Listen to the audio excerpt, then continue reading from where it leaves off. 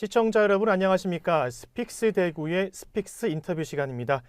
윤석열 정부는 지난해부터 노동조합과의 전쟁을 선포했습니다. 노조의 부패 척결한다는 의미로 회계 투명성까지 강조를 했었죠. 자, 최근에는 윤석열 대통령이 이른바 건폭을 뿌리 뽑아야 한다면서 건설 현장 불법 행위에 대해서도 엄정한 대응을 밝혔습니다. 자, 건설노조는 정부가 건설 현장의 불법 행위를 고치려고 하지 않고 탄압에만 열을 올리고 있다고 맞서고 있습니다. 자, 오늘 스픽스 인터뷰에서는 건설노조 대구 경북 건설지부에서 사무국장 맡고 계시는 김세중 국장님 모셨습니다.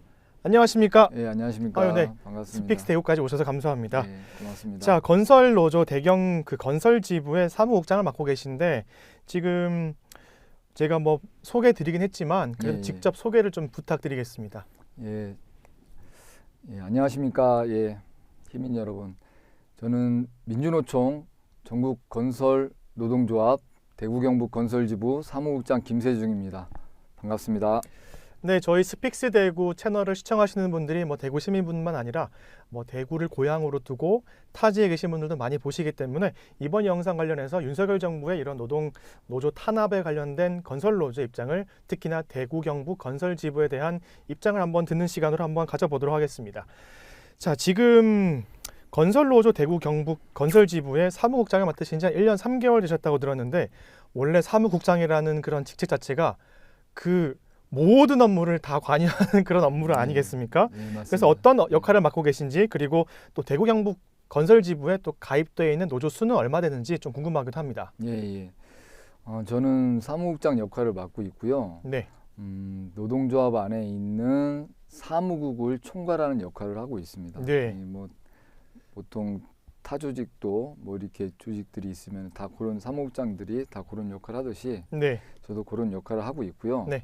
저희 노동조합은 대구 경북 건설지부는 조합원이 지금 4,300명입니다. 4,300명이고요. 네. 그 중에 잠깐 소개해 드리면은 대구 지역, 대구 경북의 형틀 목수라고 아실 겁니다. 예. 형틀 목수 직종의 조합원이 3,200명. 네. 그리고 철근 조합원이 좀 있고요. 그리고 시스템, 해체, 그리고 타설, 그리고 견출, 세대 청소 이런 조합원들이 이루어져 있고, 그래서 4,300명의 조합원으로 구성된 노동조합입니다.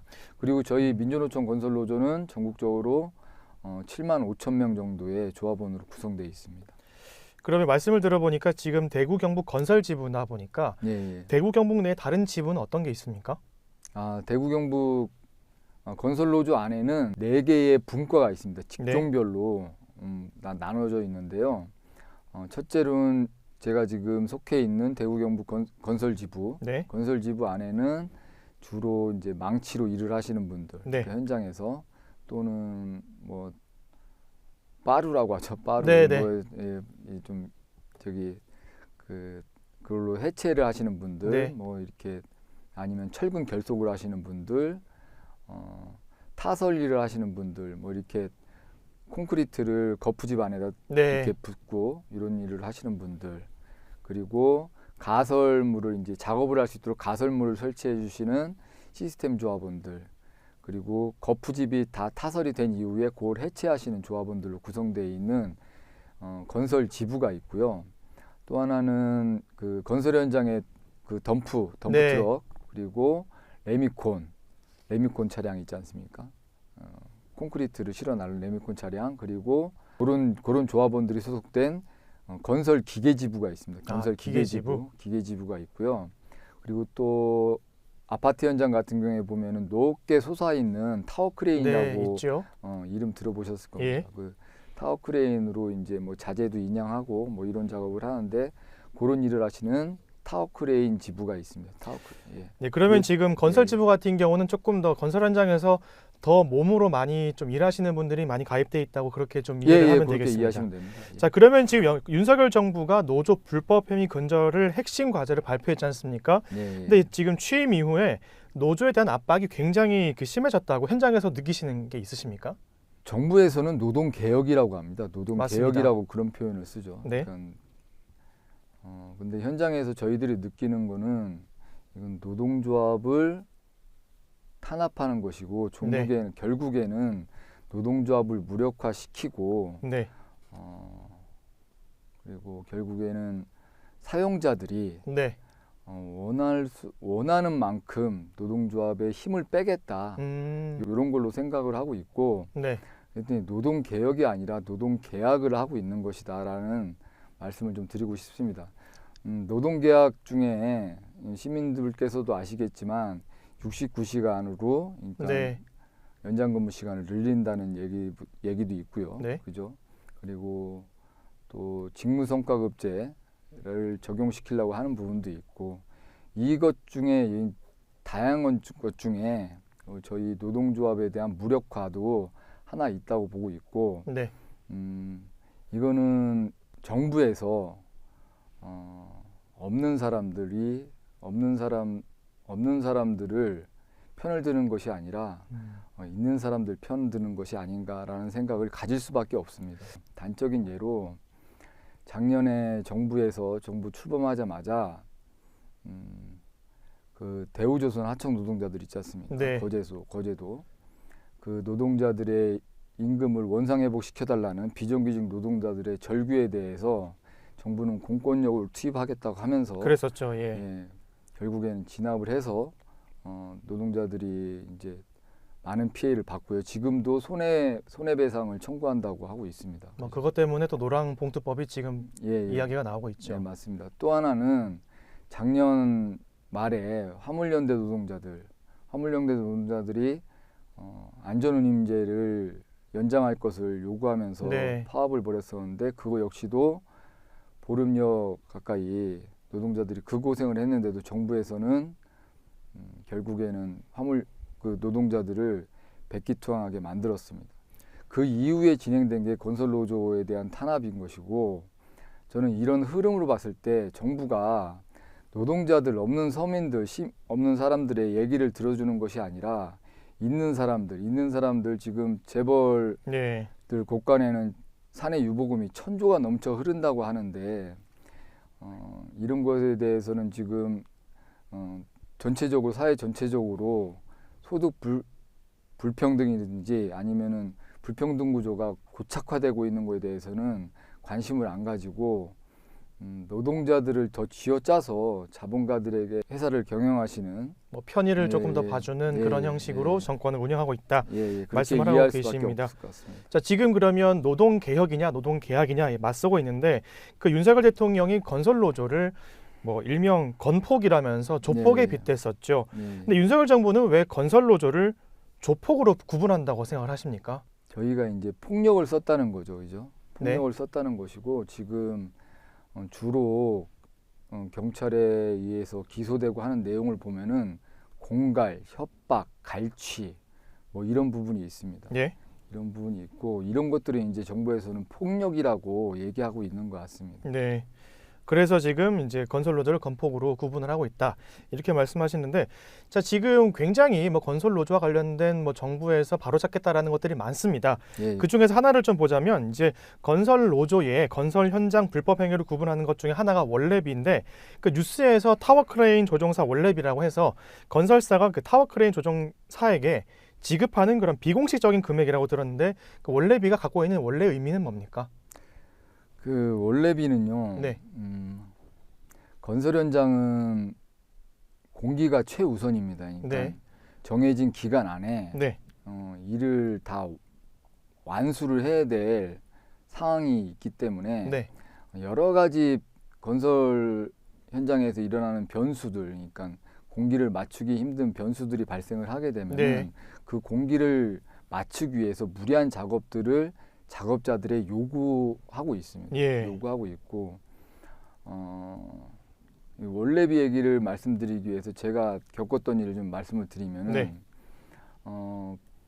공기를 맞춘다는 게 건설 현장에서는 이제 엄청나게 중요한 일이기 때문에 제가 한 예로 요 근처에서 작업을 했을 때였습니다. 요 근처 현장에서 제가 현장에서 일을 할 때였는데 비가 오는 날이었고 타설을 하는 날이었습니다. 타설을 하면 이제 콘크리트를 붓게 되면 다 굳게 되는 거 아닙니까? 타설은 계획돼 있으면 모두 다 해야 됩니다. 아, 그런데 날씨와 상관없이. 예, 비가 오는 날이었고 작업을 하는데 작업이 다 이루어지지가 않았습니다.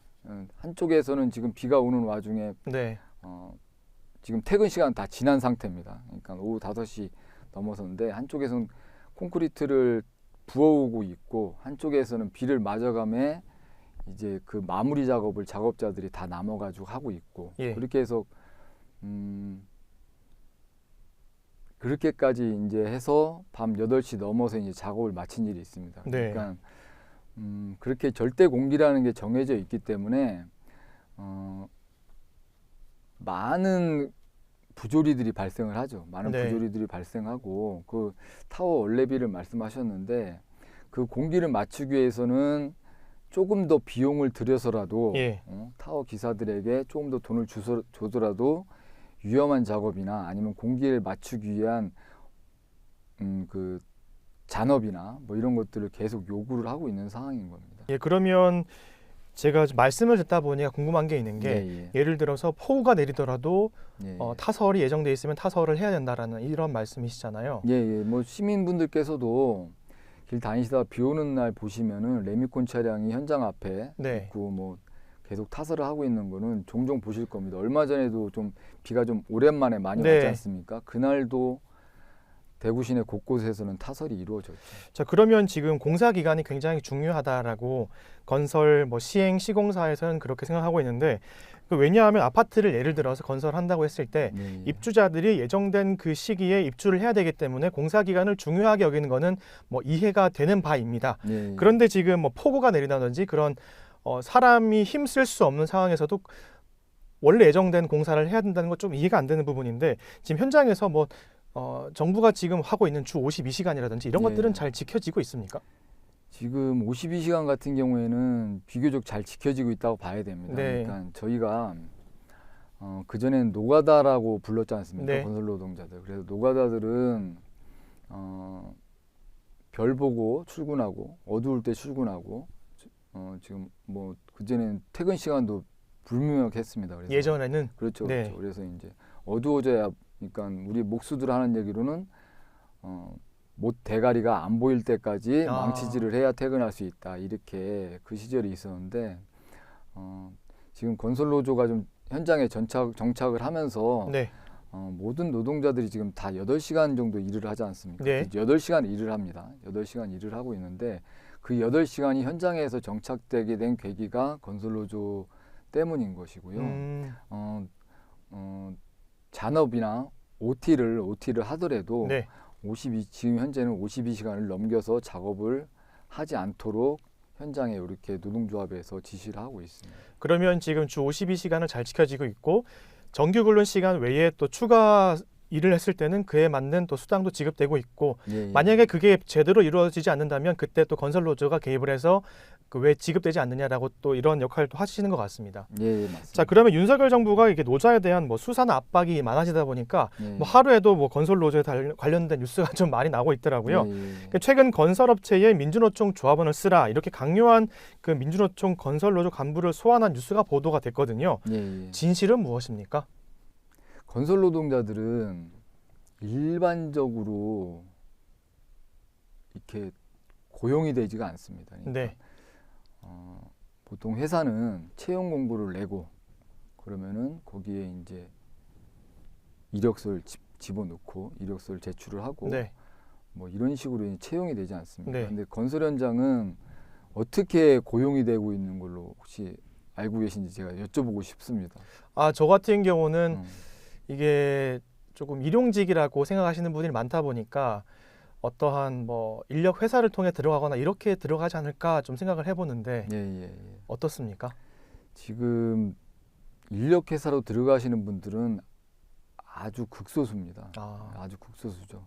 인력 회사로. 그러니까 우리 뭐 진행자께서도 네. 젊으셨을 때 한번 건설 현장 가서 이렇게 아르바이트 한 번씩 네. 하실 기회도 있으실 텐데 그때는 이제 인력 사무소라고 하는 데 가가지고 용역 회사죠. 네. 거기 가가지고 저희 표현대로는 출력을 하셨을 텐데 일을 하러 가셨고 일당을 받으셨을 텐데 일반적인 건설 노동자들은 그렇게 인력 사무소에서 채용이 되는 게 아닙니다. 그러니까 그렇다고 해서 일반 직장 마냥 채용 공고가 나는 것도 아닙니다. 네. 그래서 문제가 발생을 합니다. 그러니까 이 노동청에 한번 갔더니 노동부에서 일하시고 있는 공무원들께서도 아름아름 그냥 가서 일을 하는 거 아니냐 이렇게 말씀을 하세요. 약간 저와 같은 비슷한 그런 시각으로 바라보시네요. 예, 아름아름 가서 예. 일을 하는 게 아니야. 그렇게 아름아름 알아서 가서 일을 하게 됩니다. 아. 그게 현실인 겁니다. 그러니까 어떤 회사 입사를 할 때 아름아름 가서 일을 하지 않습니까? 일을 하지 않지 않습니까? 그렇죠.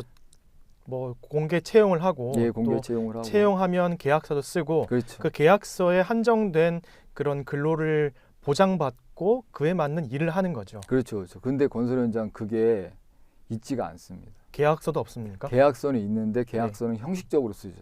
그럼 계약서가 계약서로 이렇게 계약서요. 사용되는 거네요. 계약서가 예. 그러니까 그런 일 지금 저희가 네. 요 말씀 잠깐 드릴게요. 저희가 지금 공갈 협박, 채용 강요 해가지고 법적으로 걸리는 게 채용 절차법이라는 게 있습니다. 네. 그러니까 거기에는 채용에 관해서 어떤 이렇게 강요를 한다든지 그러지 말라고 하는 게 채용 절차법이 있는데 그 채용 절차법이 채용 절차가 없는 산업이 건설 현장입니다. 채용 절차가 없습니다. 채용 네. 절차가. 제가 단적인 예로 건설 현장에 이거 이해하시기가 힘드실 텐데 이렇게 건설 현장은 원청사가 있습니다. 시공사. 네. 예를 들면은 현대건설이 예. 있습니다. 그 밑에 이제 하청사가 있습니다. 네. 하청사가 대도토건이라는 회사가 있습니다. 이 하청사가 있고 이 하청사가 저희들 같은 경우 대경 건설지부 같은 경우 조합원들 대부분 다 하청사 네. 대도토건이라는 회사에 직원으로 입사를 하게 되고 근로계약서를 씁니다. 네. 근로계약서를 쓰는데 여기서 생략된 게 뭐냐면은 일반 회사와 같지 않게 채용 공고가 안 납니다. 아름아름 가서 그렇죠. 일을 하니까. 채용 공고가 안 나고 근로계약서도 썼다 안 썼다. 그리고 그것도 한 달에 한 번씩 썼다가 또는 하루에 한 번씩 썼다가 여러 가지 다양한 방법으로 편법적인 형태가 발생을 합니다. 그러니까 아니 이해가 안 되는 게 예. 근로자 한 사람이 하루에 한 번씩 계약서를 쓸 수도 있고 한 달에 한 번 쓸 수도 있고 예. 그 말은 근로 조건이 계속 바뀐다는 거네요. 예, 바뀔 수가 있습니다. 아. 예. 그러니까 저희가 근로계약서를 좀 가져는 왔는데 네. 이렇습니다. 근로계약서가 눈 안 좋은 사람 보기도 힘들 정도로 네. 이렇게 빽빽하게 네. 내용이 적혀 있습니다. 이런 근로계약서를 인터넷에서도 찾아보기가 힘듭니다. 아, 네, 뭐 사실 지금 방송 중에 제가 이런 모든 내용을 네. 보기 힘들겠지만 시중에서 이런 계약서 내용을 보기 힘들다는 것은 계약서 내용이 정말 사용자 입장에서 쓰여진 거지 근로자 입장은 전혀 들어가지 않았다 이렇게 제가 이해되겠습니까? 예, 맞습니다. 그러니까 아, 이게 이제 포괄임금 근로계약서라고 해가지고요. 네. 그 전에 노동조합이 없었을 때는 예, 노동조합이 이제 근로기준법에 대한 근로기준법 적용을 요구를 하기 시작한 거죠. 8시간 노동제도 그렇고 근로기준법을 적용시키게 하면서 요번에 이제 저희 조합원들이 이제 빨간 날 돈 받는 거라고 하는데 네, 건설 일용직들도 빨간 날 그러니까 국공휴일 날 좀 돈을 이렇게 임금을 유급휴일 임금을 받을 수 있게끔 돼 있지 않습니까? 예. 그거 혹시 아세요? 그러니까 5인 이상 고용한 회사는 달력에 빨간 날로 표시된 날 일을 안 해도 임금을 받게끔 돼 있습니다. 네, 그게 올해부터 5인 이상 사업장은 그렇게 돼 있죠. 네. 그런데 건설 현장엔 그게 적용이 될 것 같습니까? 어떻습니까? 제가 한번 여쭤보겠습니다. 근데 지금 물어보시는 의도가 예. 안 돼서 말씀하시는 것 같습니다. 예. 그러니까 그런 요구들을 근로기준법에 있는 건설 노동자들이 노가다가 아니라 노동자로서 근로기준법을 적용받고자 요구를 하기 시작하면서 네, 일용근로계약서는 없어지고 간단했습니다. 아주 몇 글자 안 적혔었는데 네. 포괄임금 근로계약서라고 하는 이 근로계약서가 등장을 하고 여기에다가 이제 서명을 받기 시작한 겁니다. 근데 네, 여기에 보면 계약 기간이 있습니다. 계약 기간이. 여기 보면 1개월이네요. 1개월로 돼 있죠. 그 전에 이 포괄 근로계약서는 이 근로계약서는 수시로 바뀌었습니다. 그러니까 계약 기간을 없게도 했다가 뭐 몇 개월로 했다가 또 건설 현장은 지금 여러 사람이 들어가서 일을 하기 때문에 수시로 그러니까 공사가 어느 정도 이루어지면은 몇 네. 사람을 또 내보내야 됩니다. 아, 내보내야 돼요. 근데 이제 만약에 회사 입장에서는 1개월로 근로계약을 하게 되면은 그 근로계약 기간을 다 채워야 되는 거 아닙니까? 네. 법적인 상식에 의해 가지고는. 근데 그 포괄임금 계약 기간을 다 채울 수 없기 때문에 그 쉽게 말해서 내쫓을 날 그 한 달에는 그 계약서를 쓰지를 않습니다. 아, 네, 근로계약 자체가 네. 이 불투명하기 때문에 채용 절차에 대해서 이게 뭐가 없습니다. 그러니까 아름아름 들어가고 사람에 의해서 아름아름 들어가게 되면은 이 아름아름 들어가려면 인맥이 중요할 거 아닙니까? 그렇죠.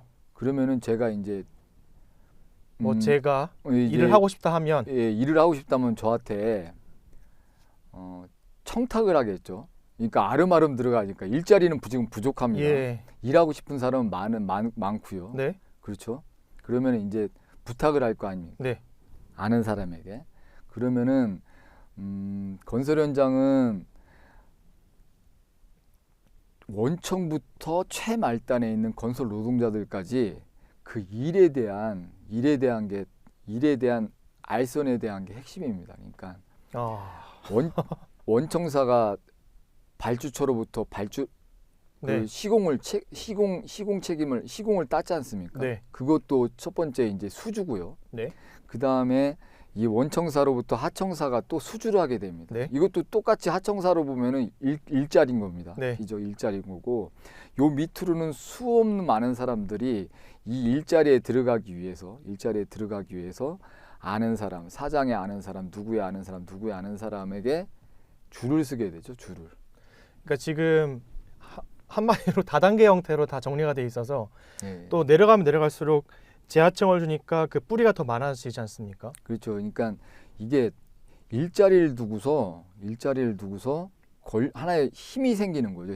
네, 힘이 생기는 겁니다. 이 힘을 이용하는 사람들이 생긴 거고 그러면서 네. 이제 불법 하도급 문제가 발생을 하는데 그건 일단 좀 이따 말씀드리고 네, 이렇게 힘이 생기니까 여기에서 안 좋은 사례들이 발생합니다. 그러니까 예를 들면은 가장 손쉬운 게 돈을 받겠죠. 그렇겠죠. 소개비 네. 명목으로 받겠죠. 예. 그러니까 요 사람이 소개시켜주고 일자리에 대한 요구들이 있으니 일자리를 보장해주면서 이제 누군가는 소개비를 챙겨가는 관례들이 네, 발생을 한 겁니다. 네, 그게 이제 좀 이따 말씀드리겠지만 이제 불법 하도급의 이제 한 형태가 된 거죠. 네, 이렇게 이제 불투명한 채용 과정 때문에 요 소개비라고 하는 것이 이제 다양한 형태로 발생을 합니다. 그러니까 지금 제가 말씀을 들어보니까 원청, 뭐 하청, 재하청 등등이 많고 그 아래 모든 그런 근로자분들이 위로 갈수록 더 많은 힘을 가질 테고 아래로 갈수록 조금 힘은 뭐 조금 줄어들겠지만 어쨌든 사람을 소개받으면 이런 소개비를 또 받게 되고 이런 네. 것들이 그냥 뭐 일반적으로 이루어지다 보니까 지금 어떻게 보면은 노조 입장에서는 이런 것들을 막기 위해서 건설 노조 관련된 분을 채용을 해서 깨끗하게 좀 하자 이런 입장이신 거네요. 예, 실례를 들어서 설명을 드리겠습니다. 네. 그러니까 저희가 어떤 식으로 그러니까 고용 교섭을 그러니까 고용에 대한 요구를 하는지 그러니까 요 주변에 아파트 현장이 한 곳이 나옵니다. 네. 그러니까 현장이 개설이 되고 원청사가 선정이 되고 하청사 그 밑에 하청사가 저희들을 고용하는 하청사가 선정이 되면은 하청사 사무실을 방문을 해서 조합원 채용 그러니까 건설 노동자 채용 계획이 어떤지에 대해서 물어봅니다. 네. 물어보고요.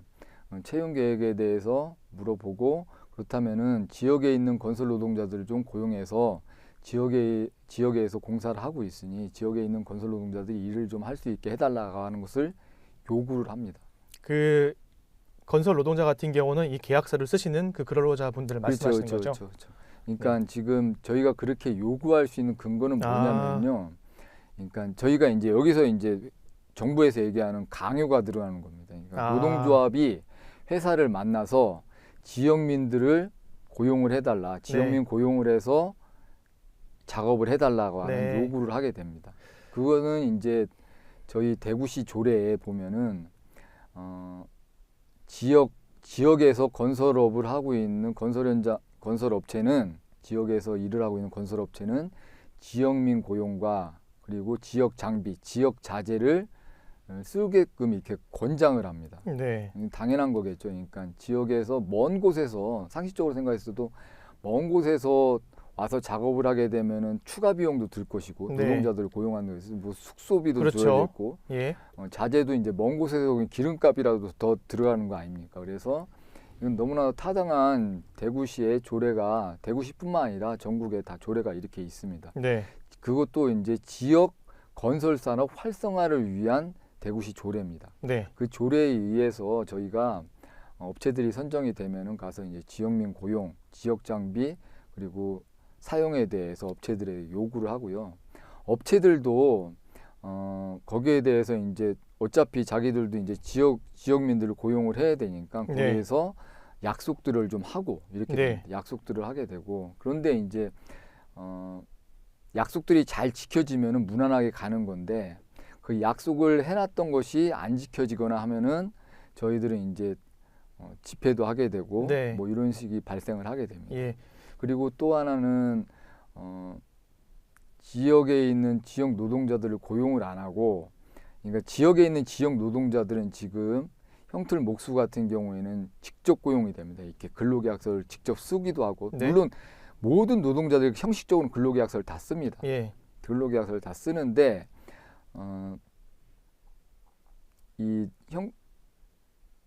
근로계약서를 다 쓰는데 형틀 목수들 같은 경우에는 직접 고용이라고 합니다. 직접 고용. 중간에 이제 재하도급을 받은 사람이 없게끔 하려고 하는 거죠. 네. 그러니까 중간에 이제 하도급을 받아서 이제 이렇게 저희 일하는 분들에게 다시 도급을 주는 그런 형태를 없애기 위해서 직접 고용을 요구를 합니다. 네. 그리고 저희들이 임단협으로 보장된 임금 조건, 노동 조건을 요구하면서 이제 저희 조합원들에 대해서 얘기를 하는 거죠. 그러니까 이게 이제 지역에 있는 임금 조건이라고 하는 것은 딱 정해져가 있습니다. 그러니까 지역에서 목수들은 얼마, 철근공은 얼마, 뭐 네. 이런 식으로 또 이것은 대한건설협회에서 그러니까 뭐 반기마다 그러니까 뭐 한 번씩 최저시급 발표하는 것처럼 예, 발표를 예, 하는 예, 거군요. 예, 예. 자, 그러면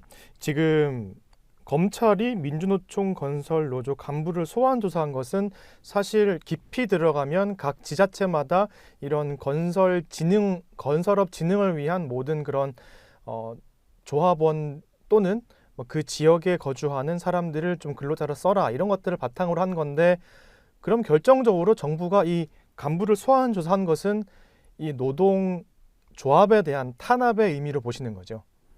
그렇죠. 이제 탄압으로 보고 있는데 제가 설명을 더 드리고는 싶은데, 네. 그러니까 짧게 설명 부탁드릴게요. 예. 네. 짧게 이 짧게가 잘 안 됩니다. 죄송합니다. 그러면 일단 뭐 지자체에서 보장된 그런 뭐 조례안을 가지고 건설노조는 활동을 하고 있는데 이런 것들을 뭐 정부나 이런 감시기관에서 조금 더 엄격하게 보고 소환 조사를 한 것이고 노조 입장에선 이런 것들이 약간 좀 노동 탄압의 일환으로 보고 계신다라는 겁니다. 자, 지금 제가 말씀을 들어보니까 이런 모든 뭐 건설 현장에서 일어나는 문제들을 바로잡기 위해서 건설노조가 개입을 하고 이런 뭐 예를 들어 수주를 받은 업체가 정해지면 협의를 하고 협상을 해서 조금이나마 좀 지역에 있는 근로자들이 혜택을 받게끔 노력을 하는 것 같은데 이런 문제들은 일단 원청이 있고 하청이 있고 재하청 또 다른 뭐 줄기를 뻗는 그런 제재 하청 때문에 일어나는 일이지 않습니까? 그래서 뭐 지난해 같은 경우는 광주 아이파크 붕괴 사고도 그렇고 또 광주에서 한 재개발 지역 그 철거 작업 중에서 건물이 우르르 무너지면서 또 지나가는 버스가 덮쳐버리는 그런 일이 발생했는데 이런 것들을 보면 재하도급은 다 법으로 금지되어 있더라고요. 근데 현실에서는 많이 불법으로 이루어진다고요. 예. 지금 다 그렇다고 봐야 됩니다. 그러니까 모든 건설 현장이 네. 다 그렇다. 정부도 네. 정부도 수년 동안 네. 건설 현장에 만연한 불법 하도급을 근절하겠다고 수년 동안 발표도 하고 대책도 내오고 또 특히 광주 학동 네. 그 재개발 현장 그에서 이제 철거 과정에서 아파트 붕괴 사고 일어났을 때는 거기에 대한 대책도 내놨습니다. 근데 정부에서 내는 거는 수년 동안 내온 대책이 똑같습니다.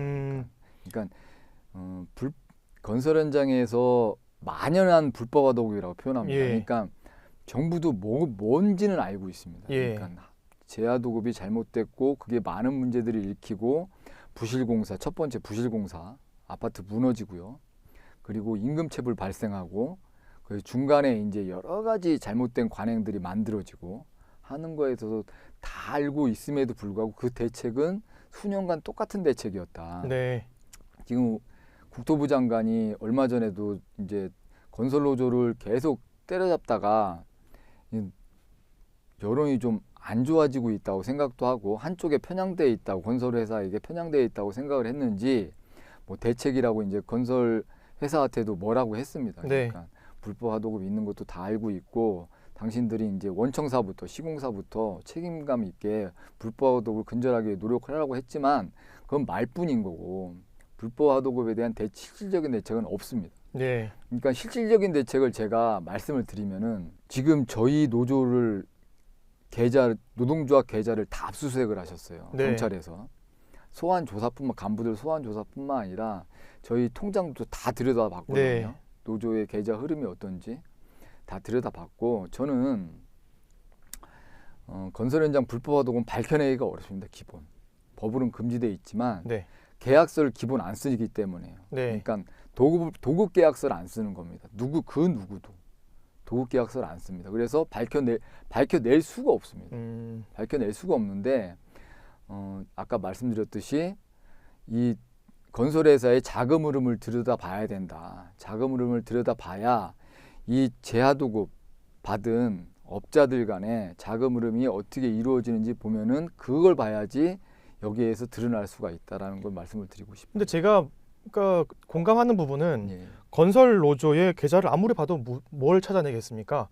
예를 들어서 이런 불법 하도급을 잡기 위해서는 뭐 사용자 원청이 있고 하도급이 있고 하청이 있고 뭐 재하청이 있고 이런 그 회사의 계좌를 추적을 해야 이런 것을 막을 수 있지. 뭐 불법 하도급을 막기 위해서 건설 노조의 계좌를 아무리 봐도 그와 관련된 건 찾아볼 수 없을 것 같습니다. 예, 건설 노조 계좌를 들여다보는 거는 공갈, 갈취, 협박을 해서 돈을 뜯어서 네. 자기들끼리 이제 먹었다. 네. 지금 제가 노동조합 간부인데 이제 노동조합 간부들이 다 나눠 쓸 거 아닙니까? 네. 이런 시나리오지 않습니까? 이런 추측인 거고 네.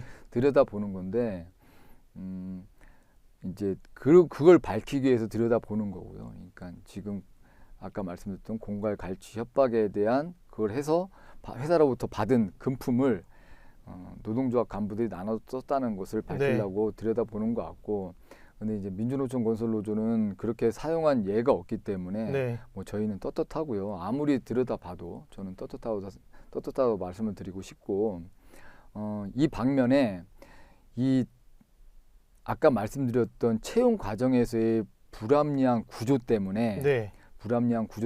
노동조합이 지역민 고용에 대해서 교섭도 요구를 하고 거기에 대해서 회사랑 협의도 하고 뭐 이런 과정에서 회사는 예를 들면은 지역에 있는 노동자들을 고용을 안 하려고 합니다. 그러니까 그 이유는 뭔가요? 임금도 높고 임금이 높고 현장 안에서 요구하는 것도 이제 근로 조건을 개선하기 위해서 여러 가지 현장 안에서 요구하는 것도 있고, 또 아까 말씀드렸던 그 유급 휴일에 대한 거 있지 않습니까? 빨간 날, 네. 그런 거 근로기준법에 대한 적용들을 요구를 하기 때문에 건설회사들은 어쨌든 저희 조합원들 그리고 지역민들을 고용 안 하려고 합니다.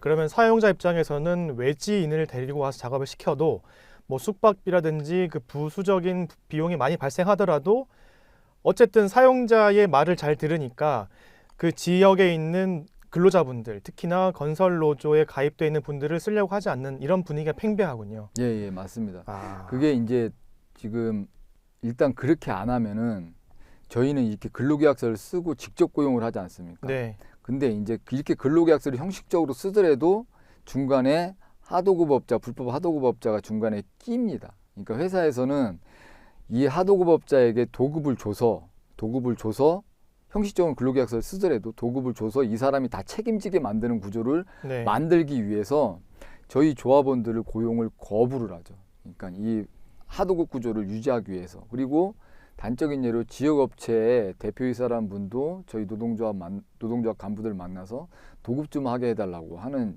요구를 하고 있는 상황이기도 하고. 네. 그때 만연해 있습니다. 예, 만연해 있고. 예. 그렇습니다. 그러니까 제가 최근에 그 대구 지역에 난 뉴스 중에서 달서구에 있는 상화로 입체화 공사를 할 때 코오롱 건설에서 예, 예. 맨 처음 그 사업을 수주를 받기 위해서는 당시 대구에 있는 업체만 쓰겠다라고 100% 쓰겠다라고 예, 했는데 예. 알고 보니까 그런 사업 설명회라든지 이런 일이 있어서 지역 업체들이 참여해 보니까 한 절반은 외지에서 왔다. 예. 이 말인즉슨 똑같은 거 아닙니까? 똑같은 예를 들어서 구조입니다. 상하로 입체화 공사를 맡은 이 코오롱 건설도 자기 말들을 잘 듣는 외지 업체를 껴가지고 대구 업체는 절반만 쓰겠다 이렇게 예. 했는데 여론이 악화되고 언론에서 공격을 하니까 그때서야 이제 입장을 바꿔서 100% 지역 업체로 쓰겠다라고 한 거 아닙니까? 그런 그렇죠. 네, 단적인 예로 보면은 대구시도 강요를 한 거죠.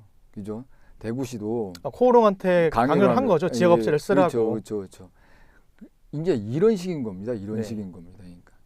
그러니까 그 지역의 건설 산업을 활성화시키기 위해서 시 조례로 법으로 만들어 네. 놓고 거기에 대해서 그 대구의 큰 공사 아닙니까? 상하로 입체로 공사 같은 경우에는 그러면은 그 지역적 기여를 요구를 한 거죠. 건설 회사한테 코오롱 건설에게 대구시에서 지역적 기여를 요구한 겁니다. 네, 똑같은 형태가 건설 노조가 행하고 있는 거하고 똑같다는 거죠. 그러니까 지역 건설 업체들은 지역에서 들어가 있는 건설 업체들은 지역적 기여를 해야 되고 그 아파트 역시도 지역민들이 들어가서 살 집이기 때문에 그 아파트를 짓는 공사 현장에 들어가서 일하는 사람들은 지역민들로 고용해달라고 요구하는 거는 당연한 거죠. 당연한 겁니다. 그러니까 제가 대구시의 입장도 충분히 이해하는 게 왜냐하면 지금 대구 같은 경우는 지역 내 총생산을 나타내는 GRTP가 최하위예요. 네. 수년째 지금 전국 최하이기 때문에 어떻게든 내수 활성화를 해서 이런 것들을 생산량을 높이고 또 지역 업체들이 활발하게 돼야 또 대구의 경기가 살아나는 거 아닙니까? 그래서 이런 부분들을 보면 지역 업체를 쓰는 것은 당연하고 네. 그리고 또 지금 건설노조에서 말씀하시는 부분도 어떻게든 대부분 다 뭐 90% 이상 외부 뭐 대기업의 이런 건설사들이 들어와서 하청을 주고 또 재하청을 주는 이런 형태로 이루어지다 보니까 어떻게 보면 그 사용자 입장에서는 타 지역에 일하는 근로자들을 데리고 와서 네. 말 잘 듣는 사람들을 쓰는 게 뭐 일반적인 그런 것 같습니다. 네. 근데 지금 시청자분들은 뭐 윤석열 정부의 이런 노동 뭐 개혁 그리고 또 건설 노조 입장에서 노동 개악이라고 말씀하시는 이런 입장도 궁금한데 실제로 시청자분들, 뭐 시민분들의 주머니에서 나가는 돈이 되게 중요하거든요. 네, 그래서 네. 지금 수년간 보면은 지금 아무리 뭐 건설 경기가 어렵다, 뭐 부동산 경기가 어렵다고 하지만 날이 갈수록 분양가는 높이 올라가거든요. 그래서 지금 분양가 올라가는 거에 대해서 건설업체는 뭐 자재값이 인상된다, 그리고 임금이 올라가서 어쩔 수 없는 인상이다라고 말씀하시는데 현실 뭐 현장에서 느끼는 바도 똑같습니까? 아니면 다른 내막이 있습니까? 저희가 이제 자료를 좀 만든 게 있는데 네. 저희가 전체 공사비 대비 7% 정도가 이제 인건비로 지금 파악이 됩니다. 아, 지금. 100% 중에 7%요? 예. 그렇게 네. 파악이 되고 지금 그 진행자께서도 아시겠지만 저희 만약에 예를 들어서 아파트 공사를 한다 그 분양 원가가 공개되고 있지 않은 게 현실이지 않습니까? 네. 그죠? 원가요? 네, 분양 원가가 지금 공개가 안 되고 네. 있습니다. 분양가만 공개가 예, 되고 분양 있죠. 원가가 공사 비용이 얼마나 들어가서 얼마나 수익이 남고 예. 인건비가 얼마 들어가고 이게 이제 분양 원가도 공개되지 않은 속에서 인건비나 자재값이 올랐다고 해서 그게 얼마나 비중을 차지하겠는지 네. 그러니까 저희들은 이제 자체 조사한 결과는 7% 정도라고 밝히고 있는데 분양 원가가 공개가 되면은 여기에 대해서는 밝혀질 거라고 봅니다. 네, 말씀하신 대로 분양 원가가 공개가 되면 중간에 불법적으로 재하도급 받는 그런 업체들이 남겨먹는 수수료 이런 것들이 밝혀질 것 같은데 그 원가가 나오지 않는 이상 이런 분양가가 왜 오르는지 이런 부분에 대해서는 우리 시민들도 알 수 있는 방법이 없다 이렇게 정리가 되는 것 같습니다. 오늘 스픽스 인터뷰에서 건설노조 대구경북 건설지부의 사무국장 맡고 계시는 김세중 국장님 모시고 긴 시간 이야기 나눠봤습니다. 현 정부에서 건설 노조, 다른 노조에 대한 개혁을 한다고 합니다. 그리고 또 노조 입장에서는 노동 계약이라고 말씀을 하고 계시는데요. 어떻게 남은 임기 동안 이런 부분들이 정리가 될지 여러분들도 많은 주목, 많은 관심 부탁드리도록 하겠습니다. 자, 끝으로 지금 시민분들께서는 건설 현장에서 이뤄지는 것들을 다 모르시잖아요. 그래서 마지막으로 시민분들께 짧은 당부 말씀이랄까요? 하신다면요? 예. 저희 건설노조 입장은 이렇습니다. 지금 정부는 노동자들 없는 사람들이 이렇게 좀 먹고 살아보겠다고 노동조합을 꾸려서 헌법에 보장된 겁니다.